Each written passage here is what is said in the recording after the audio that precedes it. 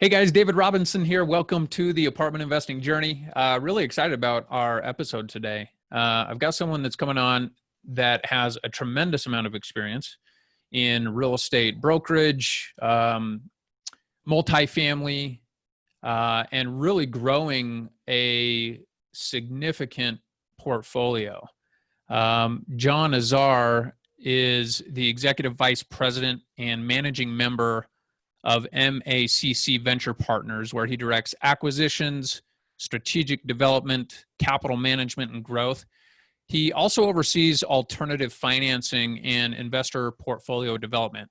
He co-directed the company's recent growth from a 2,500 unit portfolio to currently 6,500 units that they own and operate by developing a market brand and growing a portfolio of institutional and individual investors in the syndications of the company's assets. So he also, in 2019, John launched a new capital advisory and consulting firm called Peak 15 Capital to help other commercial real estate operators and sponsors with their capital stack. So that's just a very brief synopsis, John, about your background. By the way, welcome to the show. Thanks for joining us and sharing your journey with us. Thank you. Thanks so much for having me. I appreciate it, Dave. So you've got a lot more experience than what we just covered there, and we want to get the whole story. And so if you don't mind, let's back up a ways. Talk to us about how you even got into this space or got interested in real estate and where that journey took you originally and how you got to where you're at today. Yeah. It's well, I was born at a very young age. No, wait a minute. We don't want to go back that far. I could probably start back when the sort of the first instinct of real estate and real estate, on a different scale, kind of started to germinate within me is back when I was in investments and finance. I started out my career in investments with Morgan Stanley on the equity desk back in before 9/11, and I was on the sort of the equity side of the equation for a while with shops like Morgan Stanley and Royal Bank of Canada Capital Markets Group, and I sort of came out of that world and had a couple of partners. And we opened an advisory firm, essentially a structured finance advisory company. That was my kind of first company that I launched with a couple of partners from my equity days. And we started getting involved in large scale mixed use developments in the sort of the major metro areas like Boston, New York. At that time, I was based in Boston.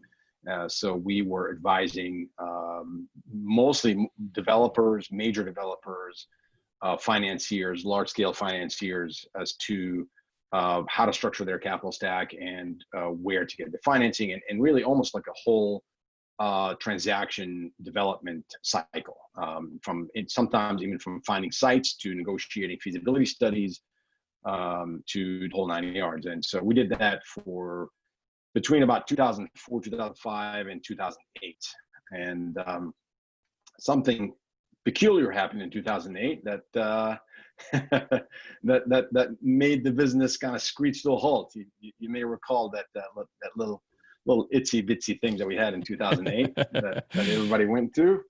Our business sort of dried up overnight, and we crashed like everybody else. Our business went from having projects we had 4 open projects at the time in Boston, New York, Miami. One we were starting to do some work on in London, and all of a sudden everything went to zero overnight. We had to pivot pretty hard, and I don't know if pivot is the right word. Maybe we had to kind of go with our head behind our tails, and some of us, one of my partners, had to sell a car, sell a house. We had to refinance some stuff. I mean, it was we had to go back and get some day jobs to get some money in. So it was not the prettiest time in an entrepreneurial career. So Went back into the institutional world. I was in investments again. I went back into investment world, commercial banking. And then at that same time, my brother, Tony, was launching a previous iteration of this current business, Mac Venture Partners. We were at that time, it was called Capstone Properties. And he was at that time launching that brand in 2007, 2008, and starting to buy, we were starting to buy apartments. But we bought our first apartment multifamily acquisition in 2008. And he was just on the early stages of kind of establishing the business. It took me until about 2014 to sort of join forces with my brother. And at that point, the business had grown to a substantial amount where we were over 2,000 units in size. And I was still in Boston at the time. We established a new brand. While I was there, we established Mac Venture Partners at that point because we knew we wanted to establish a new brand that would go after more sophisticated structure. We had to, again, we were hitting a certain inflection point that we needed to kind of restructure our internal processes. We needed to restructure the way that we look at our investors and investments and who we go after. And with sort of my background with institutional investments and what I did with my previous firm in structured finance for the mixed use developments, we thought it would be pretty good for us to join and keep growing a family business, which is what it still is today. My nieces work in the business. My brother and I, run the business, and my brother's the CEO. And it's medium to, we're still a medium-sized company. We're not really a large company. I don't want to call it a large company. We're a medium-sized firm that we definitely still operate as a sort of a family entity to some extent, even though we do have the structure and sophistication of an semi-institutional shop. Because we had to, again, adapt to different internal structures and internal processes so we can kind of move on in our evolution. And this is where we are today. I mean, we are still an owner operator, a syndicator that we own and operate over 6,000 units in the Southeast. Our concentration have been the Carolinas, Georgia, Tennessee area. As our four main states of concentration. We're looking at Florida, we're looking Virginia, we're looking Alabama, but the Carolinas, Georgia, and Tennessee have been our four most concentrated states that we do business in. So that is the 30,000-foot view. Yeah, that's great. Let me ask you a couple questions about that. So in 2014 is when you joined your brother, correct? Correct. Maybe if you can share with us, obviously you weren't part of the business, but he had grown to a substantial portfolio of roughly 2,000 units at that point in time. If you can, maybe share with us what your brother did to get to that point as you understand it.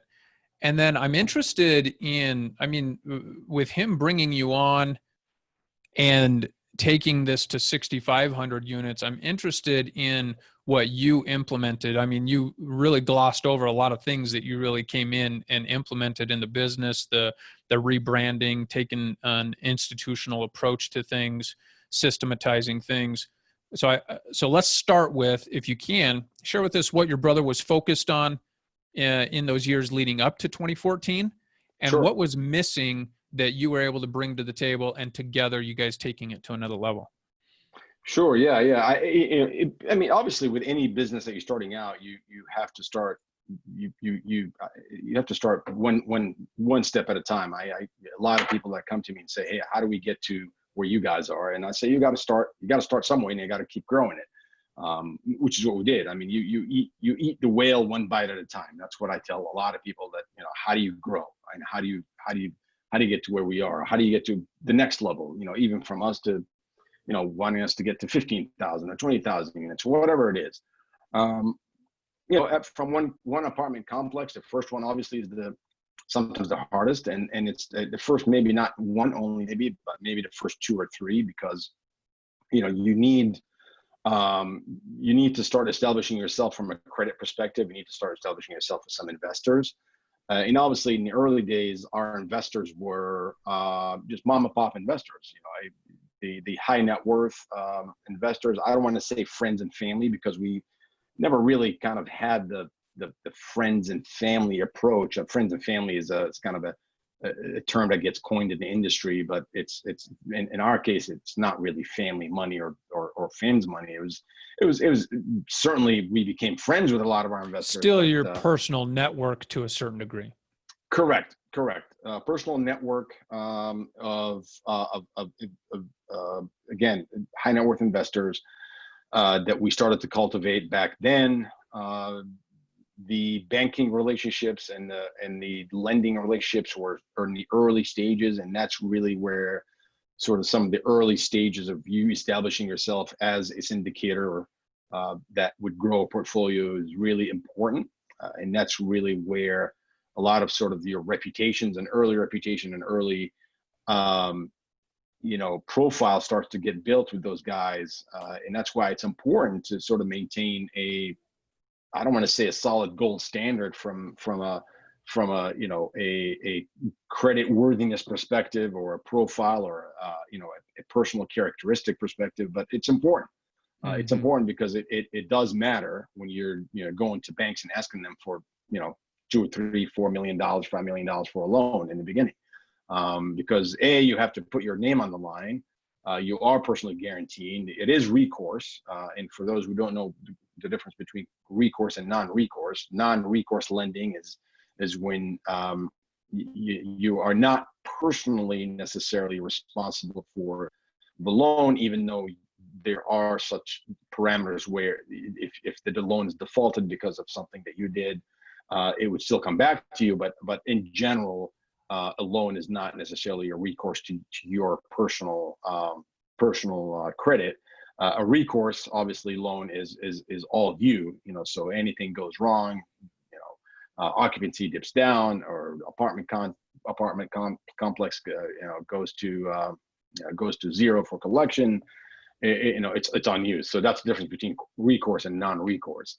In the beginning, everything is recourse, because there's no banks that are going to give you any money without your personal guarantee and personal signature on every single deal that you do. So all the deals that we did early on were recourse, until we started to get to a certain, again, critical mass, to where you do enough deals with enough financial institutions, with enough banks, where they're going to get used to your credit, they're going to get used to your financial well-being, and they will be comfortable with starting to do non-recourse lending with you.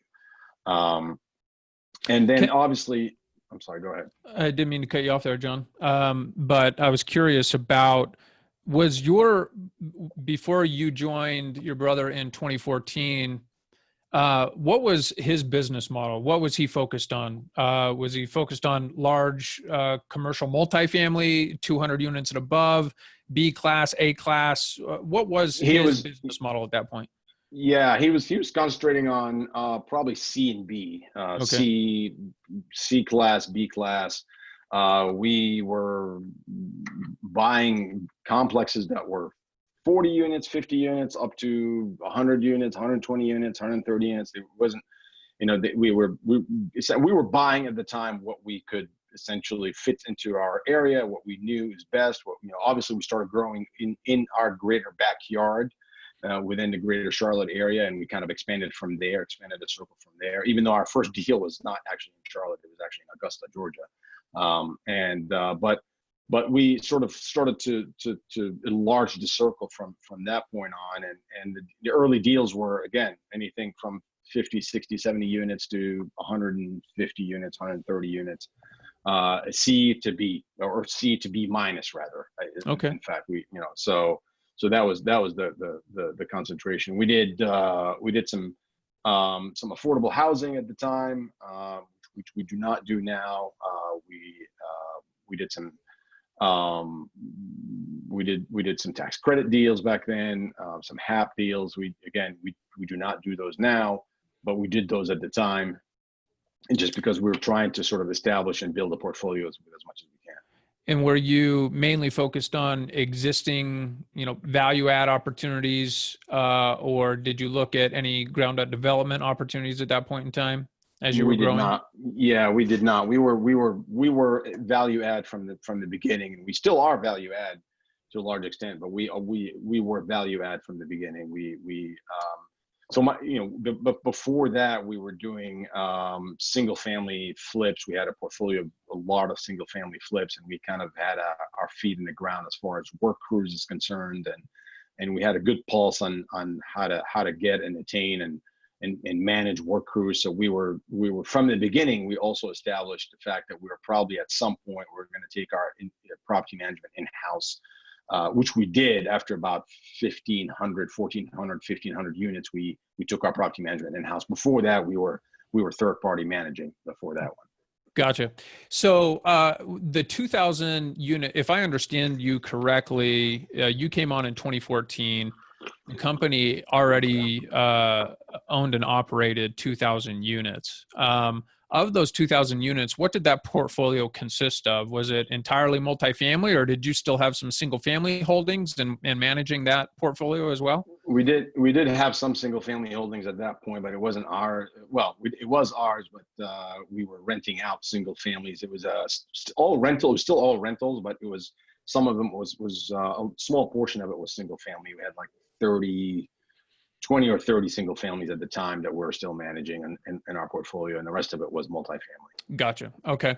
Yeah. So then take Yeah. us from 2014 when you step in. Like, what was the thought process of you getting involved in the business, and what did you bring to the table, and how did you guys scale from 2,000 to 6,500?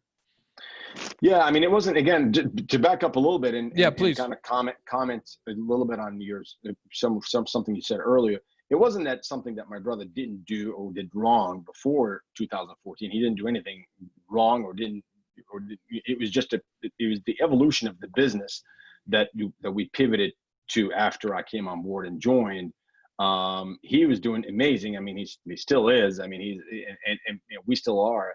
But it was the structure of our investment and the investors that we're bringing in that we had to restructure and reshuffle and kind of take a look at after I came on board.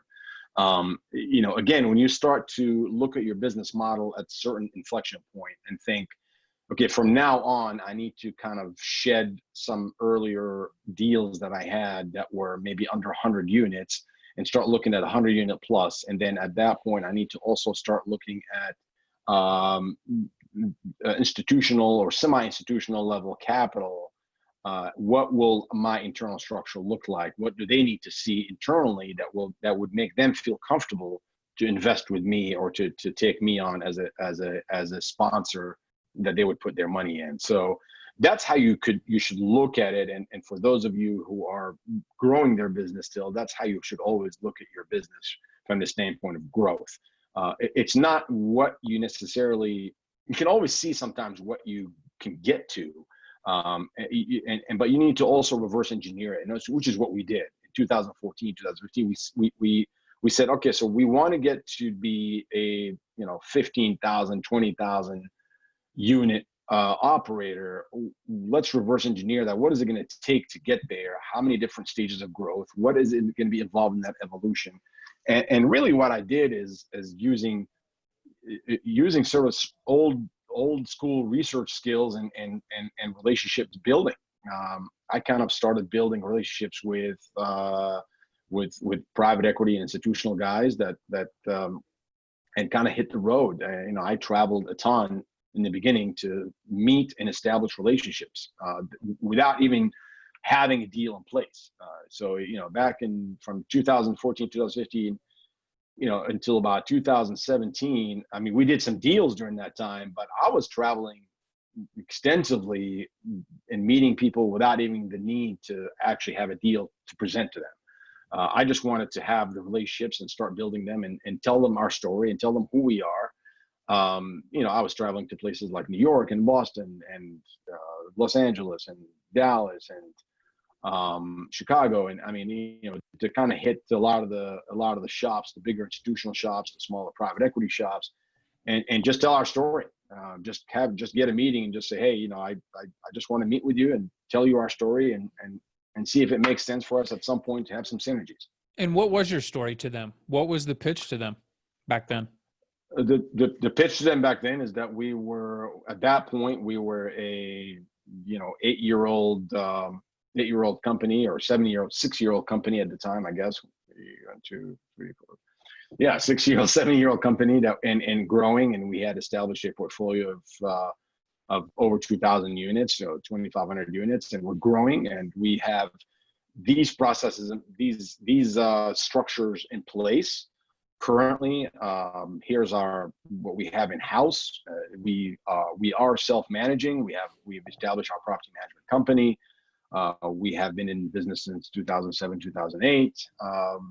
And here's where we want to get to, and here's our capabilities, and kind of let them come back to me and say, wow, that sounds great, or that doesn't sound great, and here's what you need. Come back to us when you have this structure. And these are the lessons I took back home every time, and we had to strategize internally and say, okay, what do we need to change? Who do we need to hire? What does that brochure need to look like? What does that department internally need to look like, so that institutional guys can look at us and have a lot more credibility to the table? That's great. So is there, if you've rattled off a handful of different things, but if you were to identify for someone who is looking to go from, private equity to institutional financing or institutional equity, what are the maybe 1, 2, 3 key components that institutional investors are looking for in a company that's trying to make that transition? Is there any advice that you could give to someone who's trying to make that transition? Yeah, I mean, look. The biggest thing I'd say I got out of the whole process is they're looking for internal structure, and how you are managing your own growth, and how you're managing. It's fine and dandy to go to somebody and say, I can absorb 2,000 units or 3,000 units or 10,000 units, and they're gonna say, great. How are you gonna absorb it? What's your structure? How are you going to take that on? Who do you have? Do you have a CFO? Do you have do you have an accounting department? Do you have an admin department? Do you have marketing? Who is your, are you managing in house your property? Are you vertically integrated? If you are, what does that look like? Do you have property management in house that is managing sort of your managers? Do you have regional managers? What is your accounting practices? Do you have an auditor? Who is auditing you from the outside, or are you just auditing yourself? So all these questions will come up from mid to higher level institutional guys, who really what they're asking is, am I comfortable investing with you? That's really what it comes down to. What it comes down to is all these questions boil down to, do you know your shit? Excuse my French, but right. Do you know your shit enough to where you can handle the growth, and you know how to handle your growth internally, and project it externally as well. And that starts from the inside out, not the other way around. That's awesome. Yeah. Thanks for going into some detail on that. Appreciate it. Yeah. So you guys have started to really add, I mean, you mentioned being vertically integrated. You have your property management arm. I believe I understood that you've also had some additional ancillary companies that you've added to your systems. What does your business look like today? Today we still are vertically integrated. We have our property management company in-house that manages slightly more than what we own, and we manage slightly a few hundred units more than what we own, just because we've maintained management in some assets that we may have sold or shed off, that the new owners decided to keep us on board as a property manager. But we don't generally, we're not generally going out there and soliciting our property management business to a third party. But we will take on third party managers if somebody came to us as a referral, but it's not a business that we are yet at least concentrating our effort into growing. That may change. That may end up being a business on its own, and that we would concentrate on. But right now it's sort of, managing our assets, and maybe slightly more than our assets. Internally, we still have we have prepared ourselves to be able to take on institutional level investments, institutional level growth. We have prepared ourselves to have, an absorption capability for adding new assets and new units. And that's really the biggest thing that we had to do from 2000, I'd say from 2015 to about 2018, 19 is to kind of establish a really solid absorption strategy internally so that we're able to quickly absorb and bring on board new assets, whether we take on an extra 500 units or we take on an extra 1,000 units, because that's really what's going to determine, your capability for growing your portfolio. Anybody can say, oh, I can go out there and buy an extra 1,000 or 2,000 units, but are you going to be able to handle it internally and bring it on board and integrate it into your portfolio? It's fine and dandy to say, yeah, I can buy 2,000 units. Anybody can maybe buy 2,000 units, but can you really fully manage it and integrate it into your portfolio? And that's what differentiates people who have the internal structures and ready to sort of absorb, and for those who do not. And have you had to broaden your geographic target in order to prepare yourself for this transition? We have, well, I mean, somewhat. We added obviously Georgia and Tennessee into the mix, but we have broadened. We started looking at places like Alabama and Ohio River Valley region area and Virginia, but so yeah, we have started broadening, but we're still mostly Southeastern concentrated. We have not for our own portfolio, we're still Southeastern concentrated. We have not gone outside of that Southeast region, and I don't know if we'd want to, if we continue to grow our own portfolio. And I say if, because right now we're looking into a couple of different strategies of possibly doing a slight pivot at this point. Gotcha. Yeah. Right. Yeah. Well, I appreciate going into some detail. It's a little bit higher level conversation that I'm glad we've been able to have. I want to transition a little bit into the deal dig segment of our interview with you. And I want to talk about this Petersburg Place in Augusta, Georgia. If you can, Sure. maybe just describe for us the asset and how you sourced the deal originally.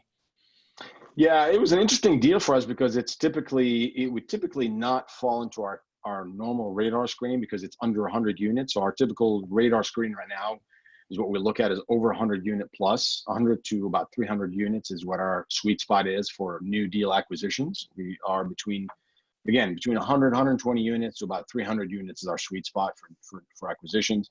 This one happened to be under 100 units. It actually happened to be about 88 units. But the reason we liked it is we love Augusta, and we already own an asset in Augusta, and this one kind of fell into a great area in Augusta called Martinez, which is a really well-to-do area of Augusta, or I don't want to call it suburb because it's literally within a couple miles of a few miles of the Augusta downtown. So it's not really necessarily a suburb, but it's an area of Augusta called Martinez. Well-to-do area. The demographics were definitely hitting the mark for us and overhitting the mark for us. And when I say demographics, we look at an area, we look at various aspects of our investments. We look at schools, we look at demographic trends, not just what's going on in place now, but what might be happening in the next couple of years in an area. Who's moving out? Who's moving in? What's the average pay scale? The average household income? What is that comprised of? What is where are most of the where's most of the economic base coming from? So all those things were checking the boxes for us for Petersburg Place. The other thing that was kind of interesting for us is that it was a condo conversion deal. So the whole unit complex was a condo project that got converted to apartments Before you acquired it? Before we acquired it, but it still is right now under the condo HOA technically, and it gave us an advantage because it was a challenge for most buyers to acquire that kind of asset because the loan on that type of asset is pretty challenging, especially if you're going to go for an agency loan, which is what we went for. what we typically go for is Fannie and Freddie debt on most of our assets. So it's unless you know what you're doing and you're connected with various lenders, and you really have to kind of navigate the ropes. It was definitely a challenging deal from that standpoint, because buying a deal that has an HOA component to it is pretty challenging. I don't know if I would recommend it, but it was worth it for us, and it was definitely a learning experience. Yeah, we learned through the process. But again, it made us kind of stand out. It made us stronger than our next competitor, and we were able to get the debt to where we want it, and get the deal done, which is what counts. And how did you source the deal originally? The deal came to us from a broker that we knew. They were starting to kind of early shop the deal. It was semi off market. They were starting to shop the deal with a couple of smaller circle of syndicators that they know. Semi off market is somewhat on market these days, but it's slightly less than fully on market, I suppose. But it was somewhat marketed, but again, semi off market. Yeah. We toured it. We liked it. We did the numbers on it. The numbers kind of fell in the right spots for us. We love the demographics. We love the actual asset itself. It's very strong. Can you describe the asset? Yeah, it's townhouses. So it's most of the units are townhomes. So it was very homey feeling, because again, it was built as condos. So a lot of the townhomes felt like homes as opposed to apartments. And that's really what was most appealing to us. A lot of the community was very, very family friendly. It felt more like a home community, and which it was. Yeah. And it still is for all the families that live there. Again, the structural integrity of it was solid.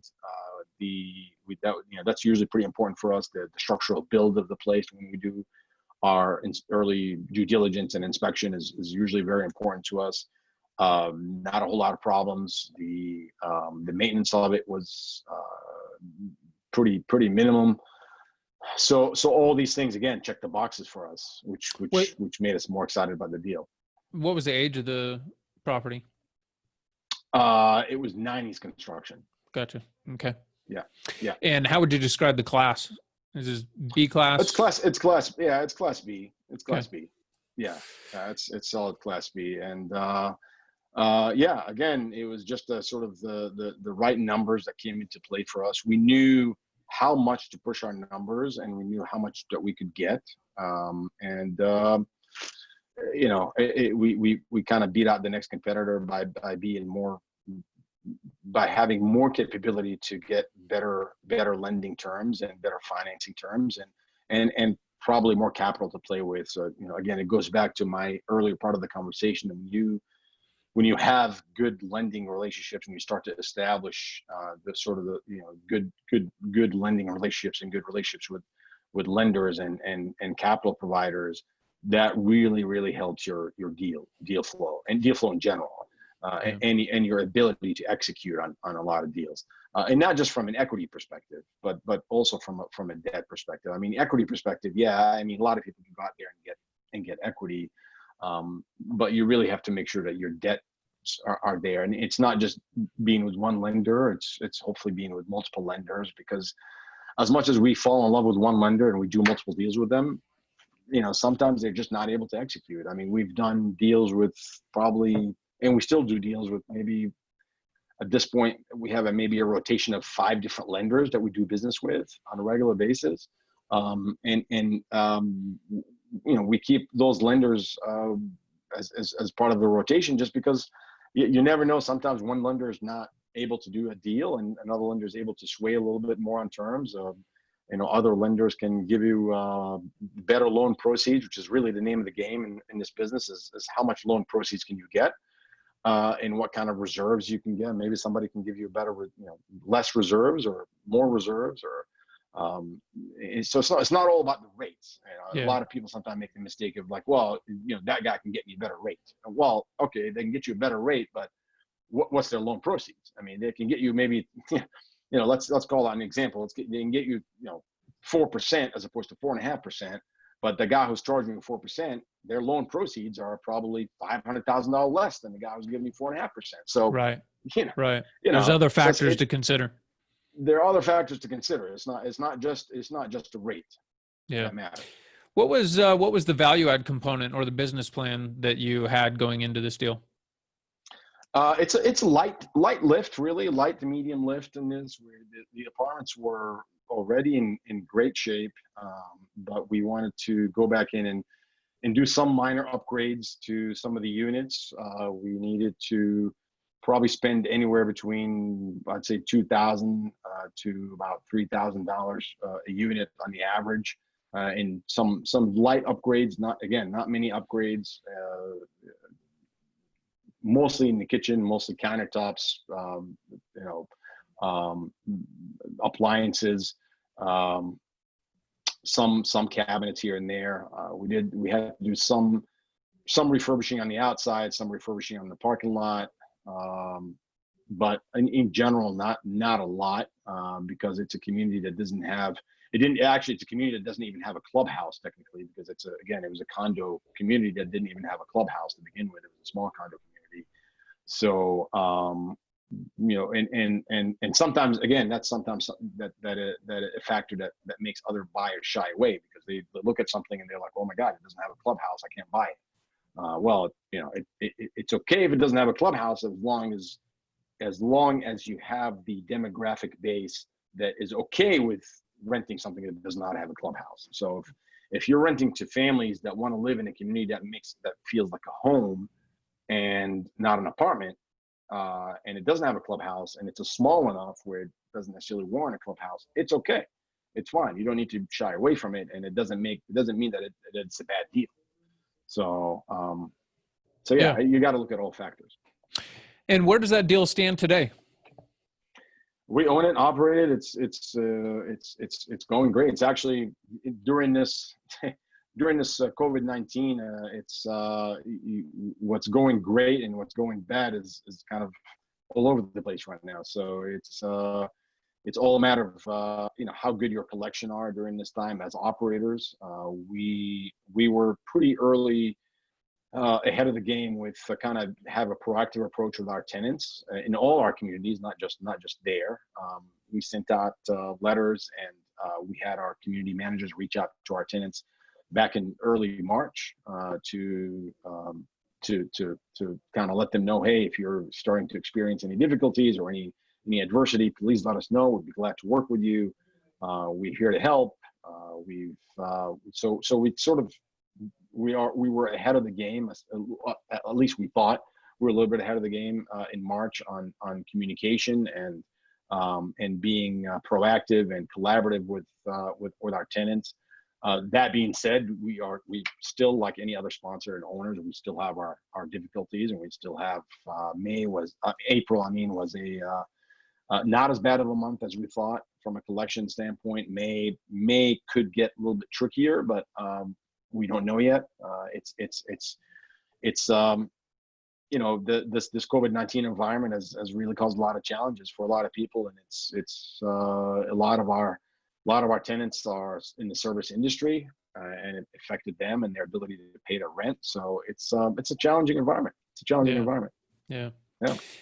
Well, I appreciate you going into detail on this. So I guess the last question I would have on this particular deal, is there any specific challenge that you faced? I know that we talked about the COVID-19. We talked about the HOA condo conversion being in place. Was there any other challenges that you faced or surprises you had on this deal that we could learn from? Well, the surprise on this deal is how challenging the HOA lending the HOA was in getting a lender on board, or getting a lender to give us the right term. To be honest with you, initially we didn't think it was going to be that much of a challenge. We looked at the deal, the cash flow was there, the financials were right where we wanted them to be. We thought, hey, it's just an HOA. What's the big deal? It's just having an HOA that's going to run out probably. Actually, it's going to run out in 2 years, 3 years actually. The HOA, we can actually dissolve it in the next 2 to 3 years. So we thought, what's the big deal? Why would that change the formula? And unfortunately, it did, because lenders look at HOA as something restrictive, and they have to put in all kinds of covenant in their lending, and it makes it especially challenging when you're going after agency money, Fannie and Freddie money. So so that was really the biggest challenge for us, is having to sort of learn to navigate through a transaction from a lending perspective, using Fannie, which is what we ended up going with, Fannie and Freddie, and learn how to structure this deal from a lending perspective. That was really the biggest challenge. The other challenge, which wasn't really a challenge at all, is to figure out how to kind of integrate it within our management, just because it didn't have a clubhouse. So we had to figure out how to sort of manage the asset from our other sister asset, which is across town. So gotcha. So that's what we do now, is we have a manager across town that comes in and checks on the asset. We do have an office that we've contracted with that is somewhat on premises. It's right outside of the complex, that we still use and contract with to kind of do as an area to drop off checks and as a point of contact for maintenance crew and all that kind of stuff. Yeah, for the tenants.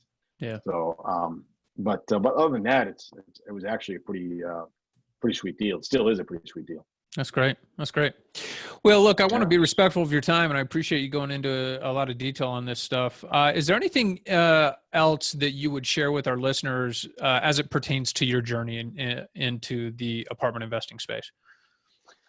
Yeah, I mean, look, I mean, the name of the name, I think you just hit it right. It is a journey, and it's not just a destination. I mean, sometimes we don't know what destination is, and sometimes maybe there is no defined destination. We know that we want to grow. We want to get to the next phase of growth, the next phase of challenge, and sometimes the journey kind of teaches us what that next phase is. A couple of months ago, we thought or maybe even 6 months ago, we thought we were just really going to continue on this stage of growth, of growing our portfolio and maybe getting to 10, 15,000 units internally.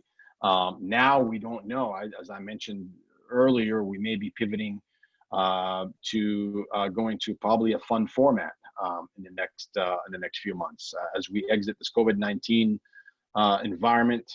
We're probably going to exit into probably a different capital environment, and a different environment for buyers and sellers. And we are now looking at launching a fund that would be a sponsor fund, we would be funding other sponsors similar to us. And that fund would probably be launching in the fall of this year, we hope. And it's going to be national in scope. So the next stage of our journey, if it plays out that way, will be to have probably a $250-300 million fund that would be national in scope, that would fund sponsors like us. That's great. So that's exciting. Yeah. Well, want to wind down here, but I've got 3 final questions for you before we sign off. You ready? Sure. What's the biggest mistake you've made on your apartment investing journey so far that we could all learn from? God, I think both my brother and I would tell you that we didn't start earlier. That's the biggest mistake. I think if we knew the lessons and the fun and the journey that we took, we would have started this journey. Both of us would have started this journey probably 10, 15 years earlier than what we did. And had that extra time under our belt to grow the business and grow ourselves.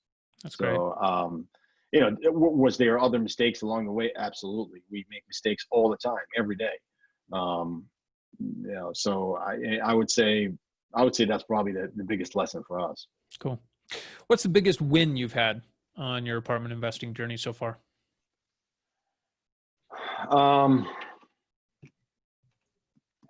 Biggest win.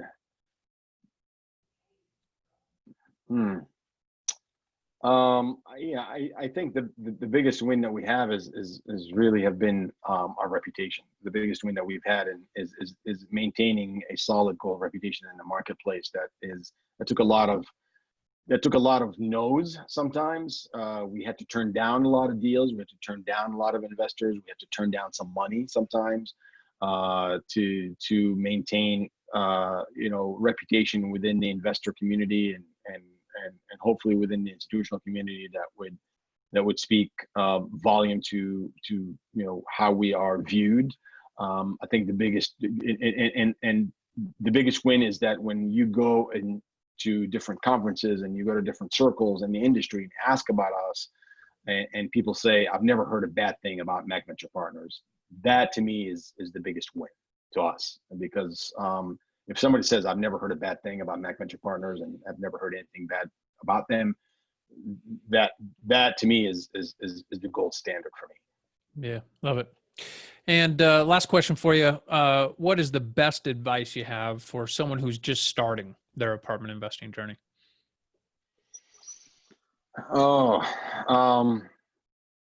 Don't be afraid. Don't be afraid to challenge yourself, and don't be afraid to take something that you think you may not be able to handle. Be uncomfortable. Take something that may seem uncomfortable, but if you have the right precautions and you have the right structures in place, and even if you don't, ask, learn, share. The biggest mistake is some people don't ask enough, don't collaborate enough. There are a lot of people. There's always going to be people that are going to know a lot more than you. You're never going to know everything yourself. I don't know. I'm never going to know everything. My brother's not going to know everything. People who are 10 times bigger than us are not going to know everything. Anybody give me the biggest name in the industry, and I can guarantee you, if they're smart enough and humble enough, they'll probably tell you, I'm still learning. Because that is the biggest lesson in this industry, is that never be afraid to learn, and never be afraid to ask somebody else for help. Go find somebody else in your community that would be able to help you. Maybe somebody slightly bigger than you, maybe somebody a lot bigger than you. And see if they can take you under their wings, whether from a mentorship perspective, whether from just hey, can I get together with you, have a cup of coffee once a week or once a month, and I just want to learn from you, and just give me your perspective on how you got to where you are. I have this deal, would you be interested in taking a look at it with me, and just give me your opinion?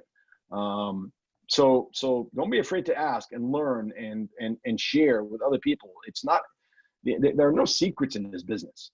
This business, there's no, we're not rocket scientists. We're not NASA. We're not developing some secret IP that we're going to have to guard and nobody else can take a look at it. And it's going to be given away if we start sharing the formula for it. There's no magic formula. The magic formula is that, you put the hard work in, you establish the right relationships, you grow those relationships, you get the right money in place, you start finding deals, and you start, and you work your butt off. And that's it. There's no secret formula, Love it. And you make sure your reputation is solid. That's it. Love it. Well, John, it's been a pleasure to have you on. I really appreciate you going into detail about your journey, about your Augusta, Georgia deal, and the challenges and the opportunity that presented, Sure. and where you guys are going. It's exciting to see how aggressive you guys are being, and even being willing to adapt and pivot your model to deal with a changing climate. So I know that you guys also have a coaching program for multifamily investors. Can you tell us a little bit about that? We do. We have a coaching program that we've developed internally. My brother Tony and I are heading it. It's a very hands-on program, very bespoke program, very sort of tailored to whatever the individual or individuals need to get out of it. It is for multifamily only, specifically for multifamily. It's for multifamily owner operators or sponsors who want to grow their business, and who are could be either starting in the business, or maybe they've started in the business and they want to scale and get to thousands of units. And it's very tailored approach. We work with you to kind of find out what you need, what exactly, how you learn, what is your style of learning, and then we tailor the program around you. And it's a very, very hands-on approach program where, it's not, we don't just send you off into some online learning portal and charge you, charge you thousands of dollars. We work with you, and it's also, there's a deal at the end of it. We want to make sure that you're successful. So at the end of the program, we want to make sure that we help you on your first deal to consummate the program, and we put our money and our resources and our contacts behind it to make sure that you have a successful deal. That's cool. How can people learn more about that? They can email me, John, John at maccvp.com, maccvp.com, or they can find our website, find me on LinkedIn. I'm on LinkedIn. I'm under Jalal John Azar. But the best way is to email me. Again, or they're welcome to even call my mobile number. So, Great. Do you want to give that out? Sure. It's 617-519-6211. Okay, great. And we'll have all that contact info in the show notes. Again, John, thank you so much for taking some time, sharing your journey with us, allowing us to learn from you and the experience that you've had over the many years, and look forward to connecting with you again soon. Absolutely. Thanks so much for having me, man. My pleasure. My pleasure. All right.